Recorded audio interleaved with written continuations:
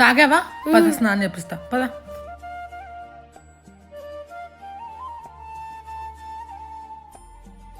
ఏం చేసినావు mummy tiffin?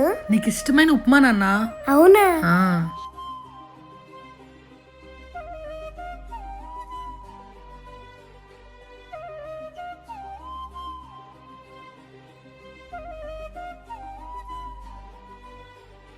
Mummy ఈరోజు హోంవర్క్ అంతా చేసేసిన. సరే సరే తిని టైం అవుతుంది పట్టు. పెట్టుకో. ఇంకా షార్ మమ్మీ.